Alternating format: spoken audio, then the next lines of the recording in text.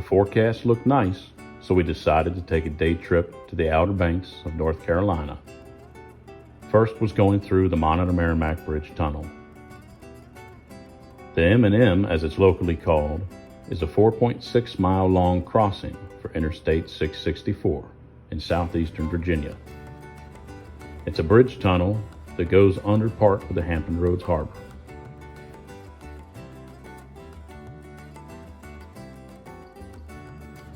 The next bridge we came across was the high-rise bridge, which spans the Elizabeth River, which is a gateway to the Atlantic Intracoastal Waterway.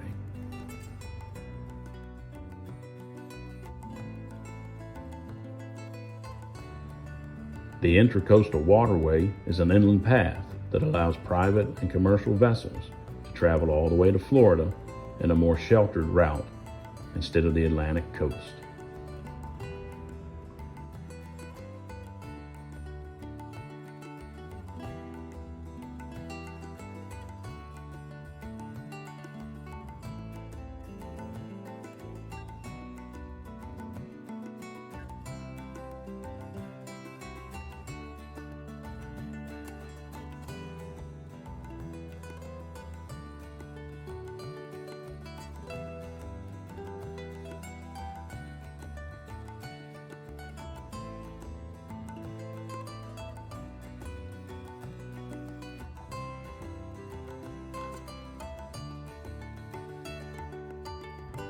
A quick trip through the Hickory Side Toll Plaza on the Chesapeake Expressway, and we continued on our journey.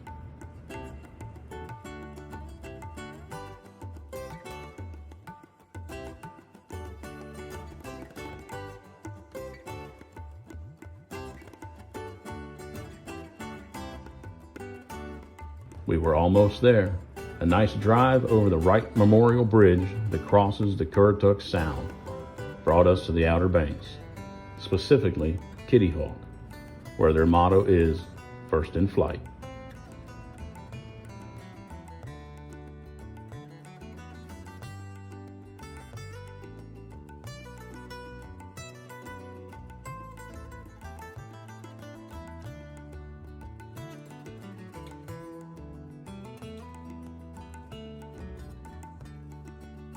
A short distance from the Wright Memorial Bridge into Kitty Hawk, there's a rest area and visitor center off to the right.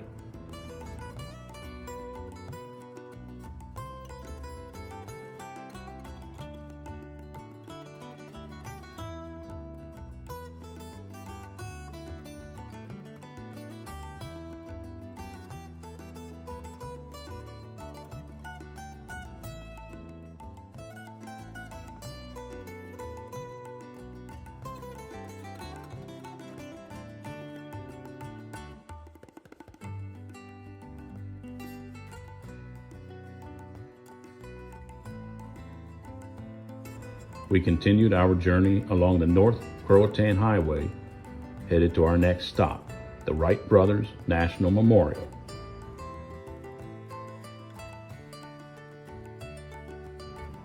The Wright Brothers National Memorial is located in Kill Devil Hills and commemorates the Wright brothers' accomplishments between 1900 and 1903 for being the first successful, sustained powered flight in a heavier-than-air machine. The memorial and monument became part of the National Park Service in 1933 and became a national memorial in 1953. The Wright brothers made their flights on December 17, 1903, after spending years experimenting with gliders.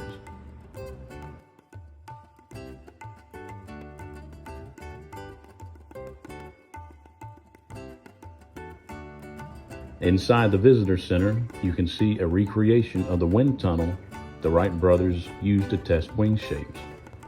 There's even a section of the actual engine used in those famous flights. And don't forget to check out the life-size replica of the airplane the Wright brothers designed, built, and flew, the Wright Flyer.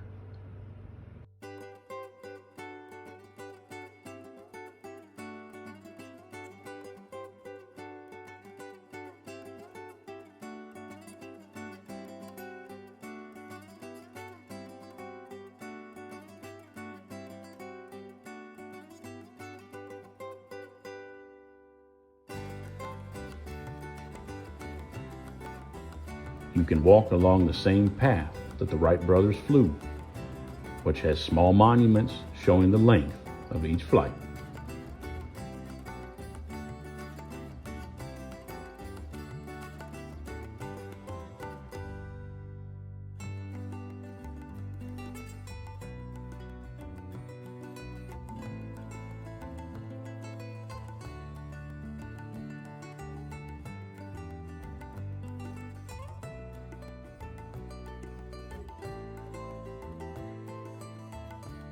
On top of the 90-foot tall Kill Devil Hill sits the 60-foot tall monument to the Wright brothers, where many of the glider experiments happened.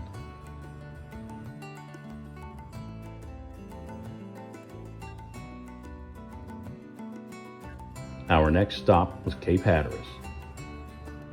Cape Hatteras is a series of islands that parallels the North Carolina mainland shore and has existed for thousands of years. Known as the graveyard of the Atlantic, the waters off the Outer Banks has claimed over 600 shipwrecks over the past 400 years.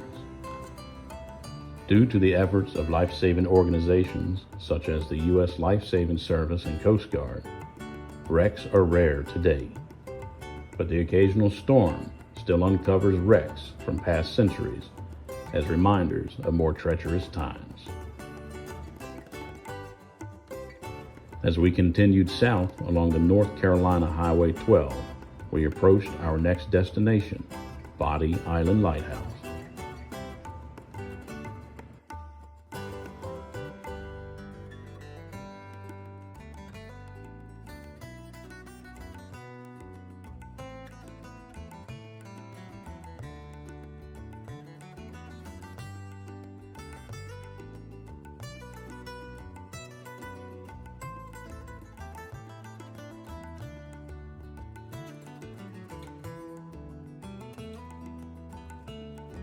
The Body Island Lighthouse we see today is not the original lighthouse, nor is it in the original location. It is, in fact, the third lighthouse that was constructed on or around Body Island.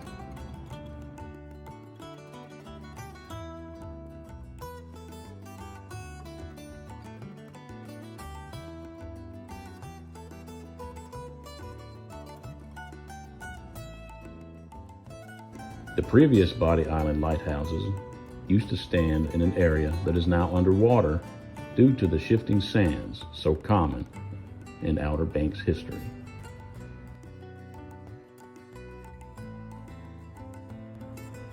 The first lighthouse was built in 1847, but due to a bad foundation had to be abandoned in 1859.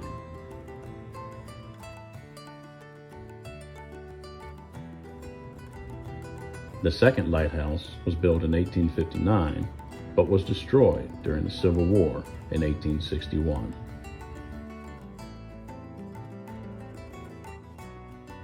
The lighthouse we know today as Body Island Light was built in 1872 and is 156 feet tall and stands 170 feet tall, including its base.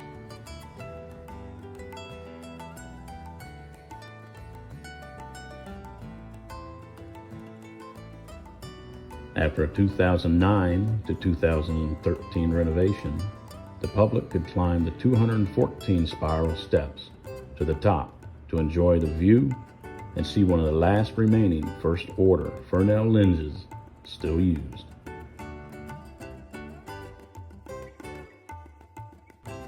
Body Island Lighthouse was automated in 1932, including the upgrade to an electric lamp from the oil lamp previously used. From 1932, electrical power was supplied by generators until the lighthouse was connected to the commercial electric grid in 1953. Though automated in 1932, it remained manned until 1940, at which point it became fully automated.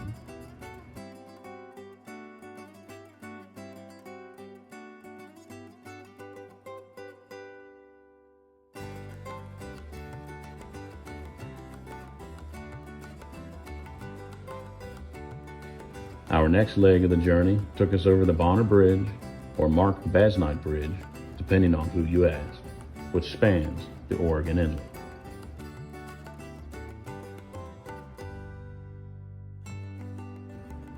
Before the Bonner Bridge was built in 1963, the only way to get to Hatteras Island was by air or ferry.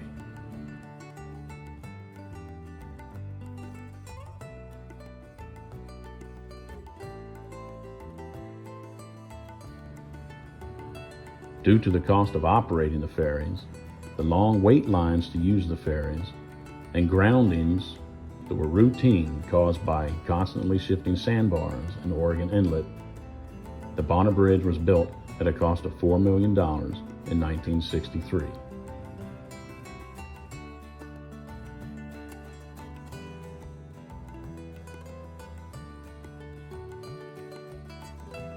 Heavy traffic and damage caused by constant beach erosion required the Bonner Bridge to be replaced.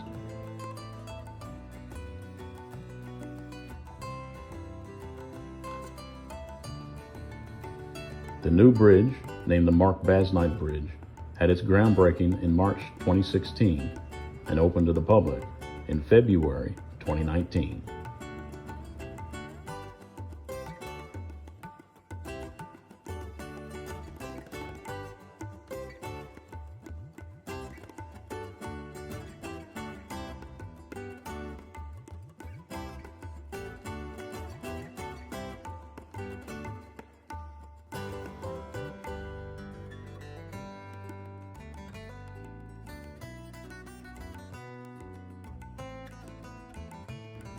As you can see, everybody was enjoying a comfortable ride on our trip to the Outer Banks.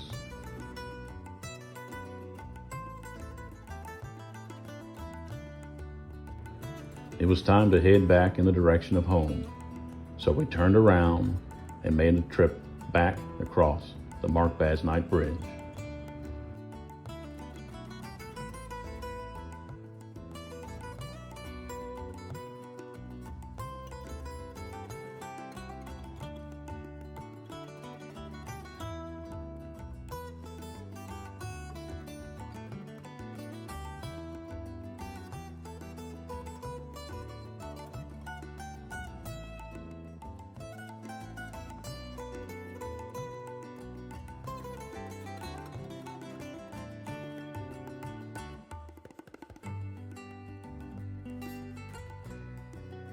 We had a great day seeing and visiting the Outer Banks, and only scratched the surface of everything it offers for visitors.